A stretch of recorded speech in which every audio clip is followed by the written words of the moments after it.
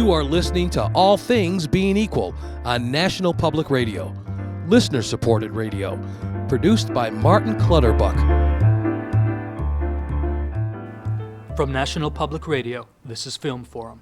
I'm Martin Clutterbuck, and my guest today is an actor, a writer, and a director, and he has become, in a few short years, a bit of a Hollywood legend. He has returned from a self-imposed exile, a cross-country soul search, if you will, and has agreed to be with us today. Welcome, James Denby. Thank you. We appreciate you being here on such short notice, but let's jump right into it. Among the many people who supported you during your career, who do you credit most with your success?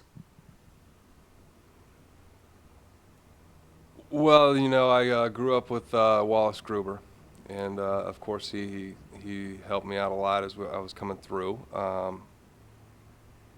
You know, I think I took probably most of his stuff and made it my own, and I think in the long run, holding on to my vision as we're sitting here now, and I think we're still talking about hold on to my vision.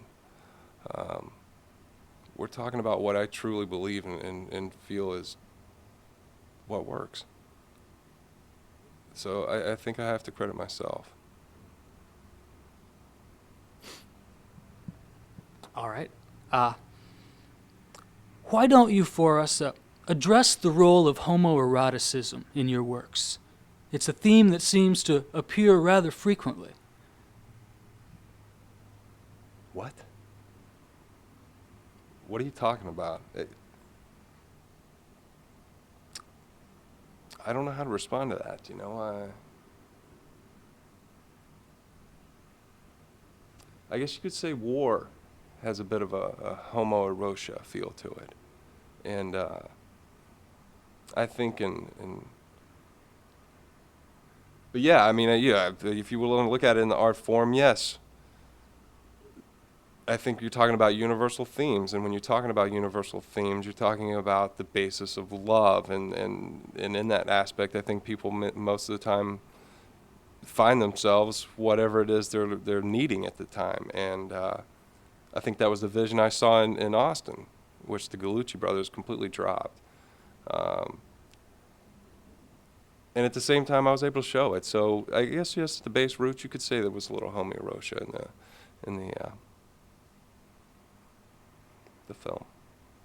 Well, good. I'm glad that I'm not the only one who's seen that. But you brought up the Gallucci brothers in Austin. Speak about the differences between the studio system and the independent film world within which you've been working these past few months.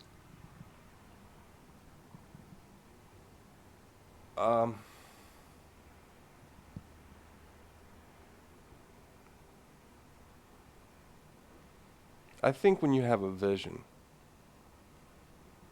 and again, and I'm not a religious man myself, but maybe fate, maybe you want to call it destiny, serendipitous, if you will. But there's a fine line. I mean, I think even the line becomes blurred. You know, Hollywood wants to throw out all this money at these pictures when we're just talking eye candy. We're talking MTV pop topical generation. And then you look at the smaller film houses like the Gallucci brothers, and it's all the same thing. You know, and I think now I've seen that. I mean, I think I've gone through the process in the bottom, if you will. And I think it's made me a stronger person. I mean, I think now I'm coming back, and I think it's fate.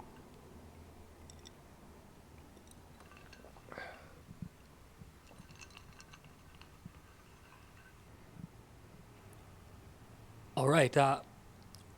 What genres are you excited about? What mediums are you interested in working in the future? That's a good question.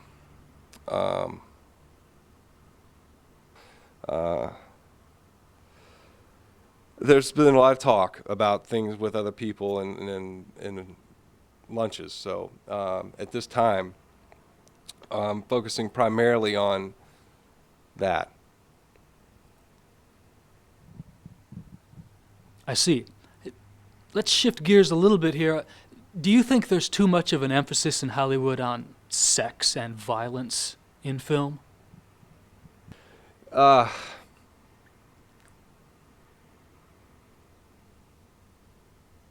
If I was to come from a politically correct angle, which I don't aspire to anymore, God knows.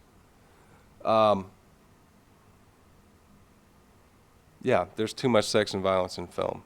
And do films reflect life, and art is life? Yeah. Each piece of celluloid that goes up on screen is in some way reflected upon society. And, looking into that eye of the camera as you look into the windows of the soul, if you will, then, what was the question again? Sex and violence. Is there too much? Yeah. And no. And no. I mean, society is angry right now. I mean, there's a lot of violence that's bestowed upon people, just not in the physical sense, but in the emotional sense. And when you step up to the plate and you constantly get knocked down and then you try to get back up again and somebody's there to push you down again, yeah, you're going to have sex and you're going to have violence because one breeds the other and the other breeds the other. Yeah. Many of your films have a strong spiritual component to them. Do you believe in an afterlife?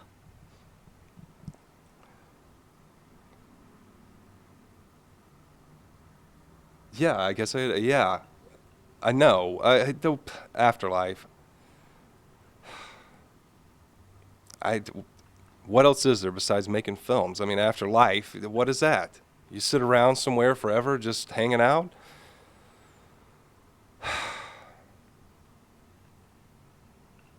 I don't know.